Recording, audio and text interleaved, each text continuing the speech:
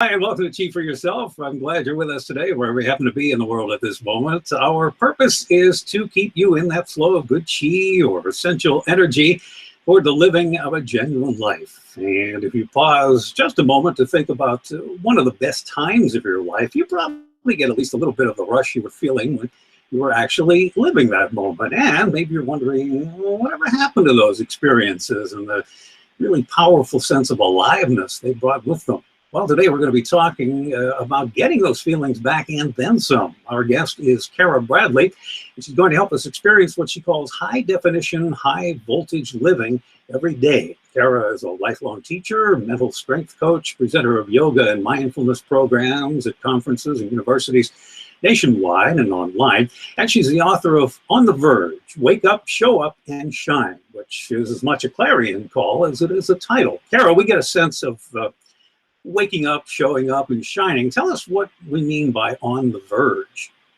Oh, thanks. Thanks, John. Thanks for having me. On the Verge. Well, the Verge happens to be this spot of land that exists down in the Amazon where ecosystems converge. There's a spot of land on many of the different tributary systems where two rivers meet, and it's been researched and proven that on this spot of land, wildlife and animal life thrive.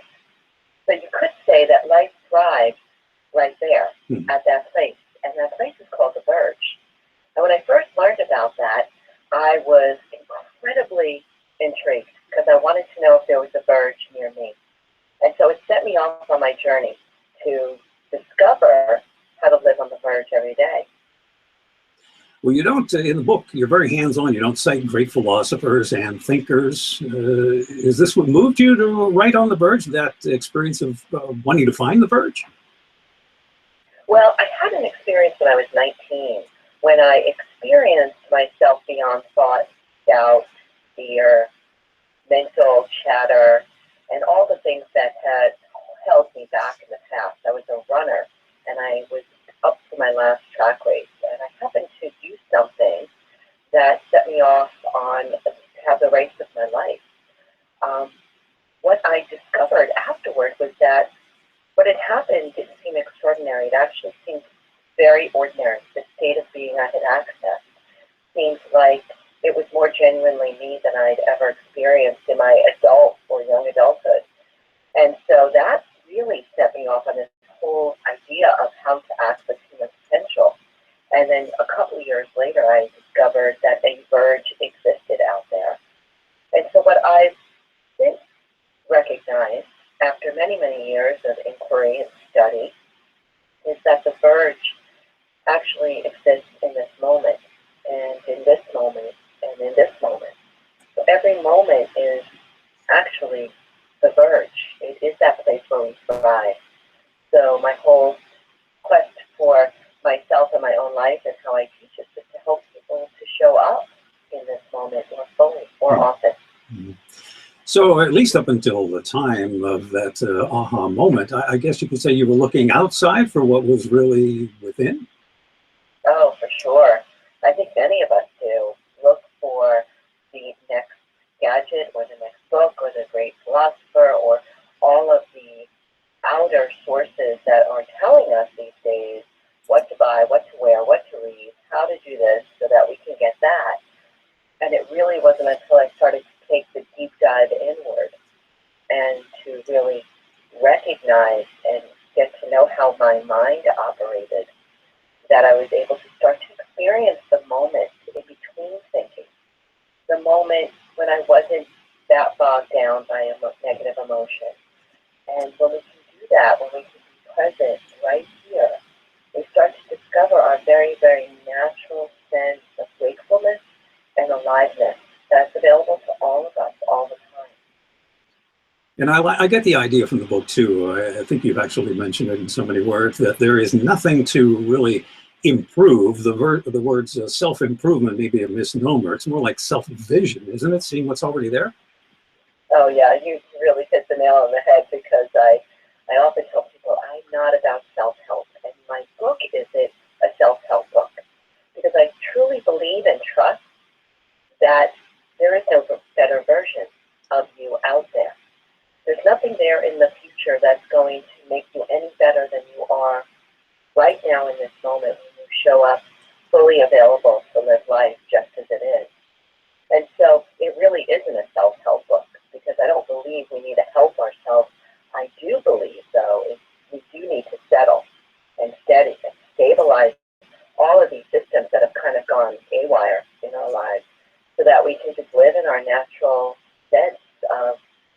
creativity and compassion and aliveness, joy.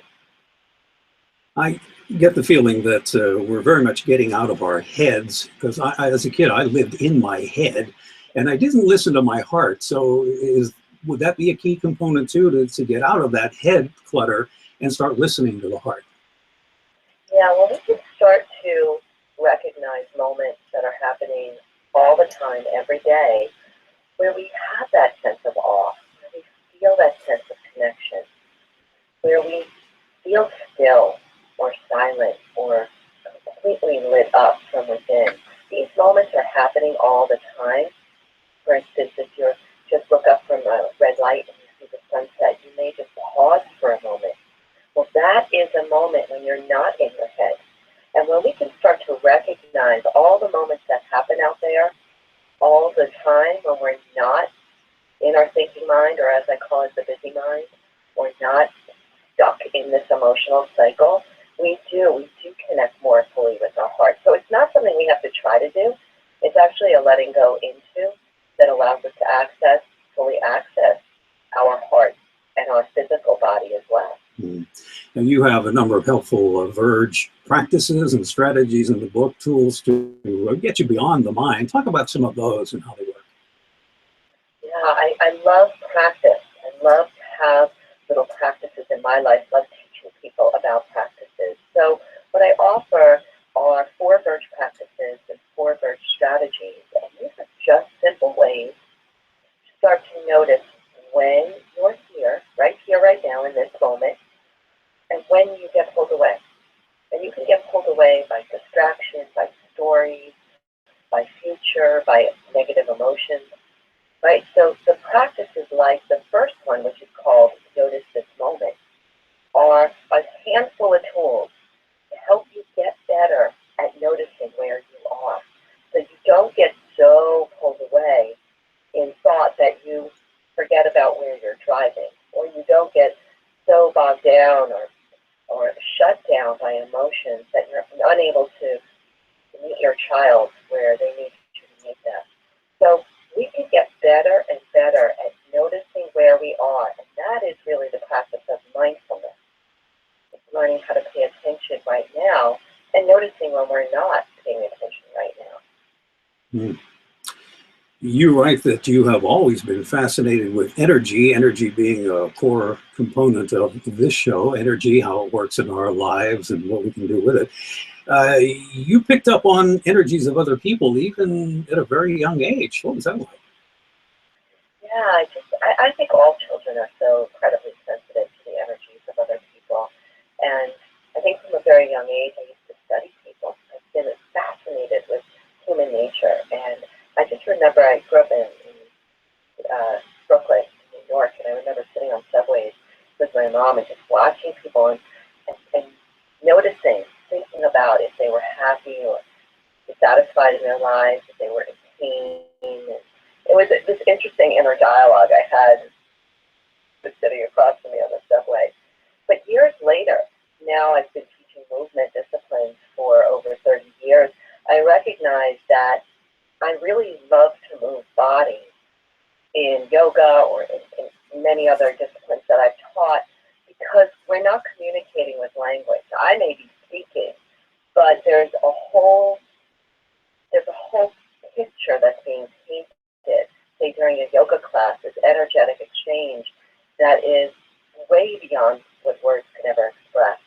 And so I've become a real lover of how energy is exchanged, how we sense each other, how we support each other when, say, I'm present and you're distracted, or when you're calm and I'm stressed. We can support each other so well without even uttering a word to one another. Mm-hmm. And you say that rhythm really is more important than movement. How so? So rhythm, when we move in rhythm, when we breathe and move in rhythm specifically, so say it's taking a walk when you're just by yourself and you're just start to get into this sync, right? Synchronizing your breath and your body in this rhythm. What happens is that we settle down, right? You think about rocking a child to sleep. settle our busy mind. We start to settle our nervous system, and it elicits an incredible sense of well-being. So I recommend all the time, even if you only have 5 minutes, and in fact, I have this stuff on my app. I have a free app for my book, On the Verge, and the app is called On the Verge. And I have a moving meditation. And the moving meditation is just a 5-minute synchronized, simple movement where breath and body are moving. And within 5 minutes or 2 minutes, you can shift your state. It's just incredible, the tools we have that are perfectly free and available all the time. Yeah, I'm glad you brought that up, because people are still seeing meditation as one of these sit in a corner and stare into space. There are moving meditations, and they can be anywhere in your day. And I'm glad you noted that. Now, we talk about the clutter in our heads, and Lord knows there's enough stuff coming from every direction, media and everything else. And we can make it overly dramatic. And I'm wondering, do we really all have a bit of the drama queen in us? I think we do. I think what, in my experience, and especially having studied meditation for so many years, what is really important for us all to recognize is that our minds won't stop thinking. Right? We have thinking minds. This is what our minds do. They produce thoughts. Just like our eyes see and our ears hear. We're always going to be producing thoughts. Now, what's happened in our culture, however, is that we've been conditioned to think a lot. We've been conditioned to store a lot, to constantly be moving from one thing to the next. So these are all just habits that we've accumulated over the course of being human, but especially in the last couple of 100 years. What is so exciting, John, about what's happening in science these days is that we now know we can change the way our brain works.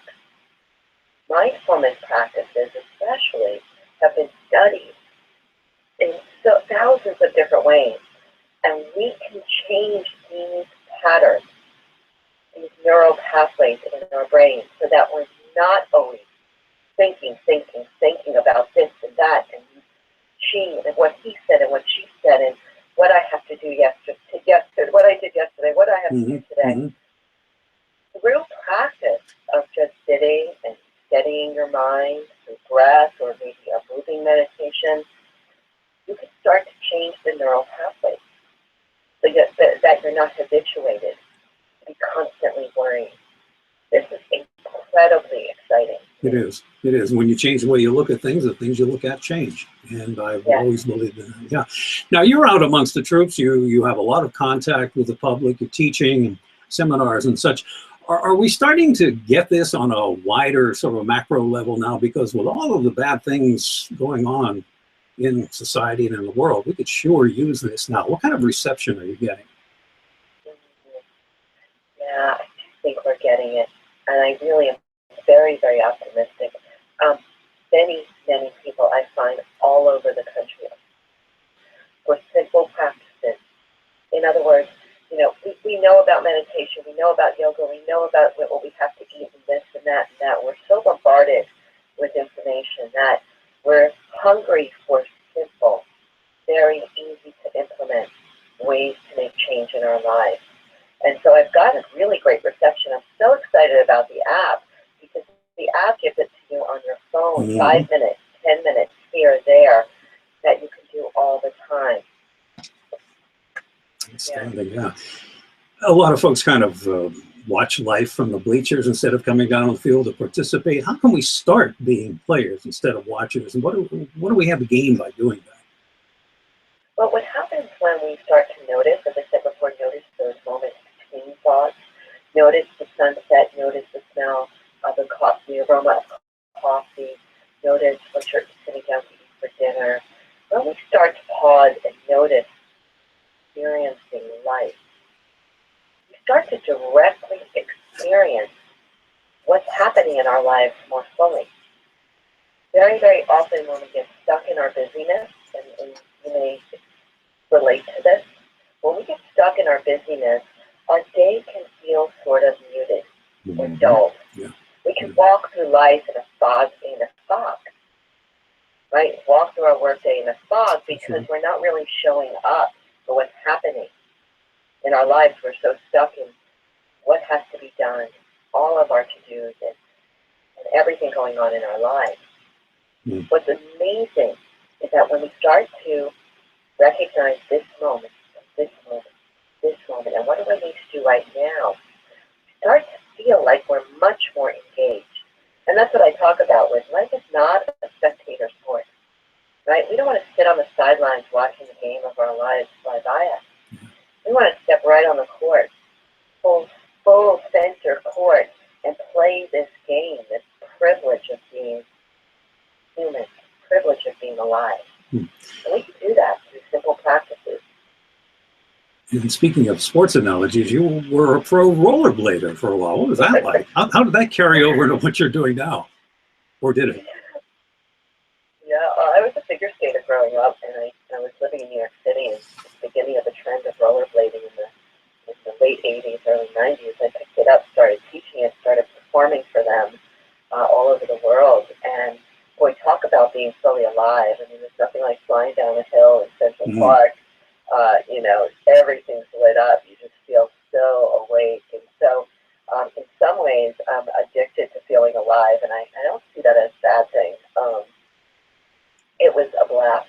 It was really a blast. But then I also found in teaching yoga and practicing yoga that same sense of vividness and energy and vitality that I felt when I was flying down the slalom hill in Central Park. I'm living in Southern California now, originally an East Coaster. I've gone out rollerblading, and I think I've hit a ceiling. And I'm wondering, is there some sort of a secret to move past that putt-putt stage that I seem to be? Get the braking down, it's all good. Oh, of course, the braking, yeah, moving's fine, stopping, that's something else. You, in the book, talk about low self-esteem. Is there one exercise or thought that might snap us out of that feeling that we can take with us from this interview, at least snap us out of it for a short time? When we can start to believe that there's no better version of ourselves out there, that if we can just show up for this moment and what I need to do right now, we relax. Of being not good enough and not worthy starts to dissolve. And so I am a huge proponent of loving kindness, of being kind to ourselves, of putting our hands on our hearts, of giving ourselves a little bit more love, patience, tenderness. Now, I didn't come to this easily, John. I'm a hardcore New Yorker and hard worker, entrepreneur, go all the time. But I will say it really has changed my life. Just showing up and being kind and saying it's okay, we're going to give this another try now. I have this one exercise in the book called Love Object. And the Love Object, I ask readers, I'll ask you all just to think about how you speak to your pet, your dog, your cat, or a young child, somebody that's in your life that you have an unconditional relationship with. Start to watch the way you speak to that person or a pet, and see if you can start to talk to yourself like that. And it may seem kind of silly at first, but it really works. It really does soften you. I started to talk to myself like I talk to my dog, and it made me laugh a whole lot more than I was. And it softened me around those hardcore edges a bit. All right, excellent place to stop for today. Your website can be found where? CaraBradley.net, and that's Cara with a C, CaraBradley.net.com, and also on the app. The app's going to be great. It's got lots of stuff on there that people can pick up right away. The book is On the Verge, Wake Up, Show Up, and Shine, from our guest, Cara Bradley. Cara, thanks for bringing such great energy to the program and for tools to help us shine and live what we like to call around here a genuine life. More projects coming up for you by any chance? Well, I've got a bunch of conferences coming up in the next few months, and I do international retreats. Love taking people and having these fantastic experiences across the globe. So that's all on my website as well. All right. Well, I hope you'll come back again and talk with us. We'll be keeping tabs on your movement, and come back when you can, okay? Great. Thanks so much, John. Have a great day. All right, Cara, you too. Thanks. Bye-bye. Cara Bradley, and we'll be linking to Cara's website at achieve4yourself.com, and as usual, you'll find information to go along with what we're doing on the interviews. And as I say many times, what the best possible thing you can do is to sign up for the updates. There are times when we have to make schedule changes. We don't always stick to our schedule because our guests have to come and go for various reasons, conferences, as Cara mentioned, or possibly clients. A lot of them do their own practice. And we do have to make changes. So we'll keep you up to date with a Genuine's blog post. That's really the easiest way to find out how and why the changes are made. So we're good for today. A couple of great things coming up. We'll finish out the month of May in a great style, and I'll be letting you know more about that through a Genuine's blog post. I want to remind you there are a lot of places that you can hear this program, one of those being tunein.com. Hello to everyone at tunein.com. So that's going to do it for today. And with us, be well, and I'll talk to you soon.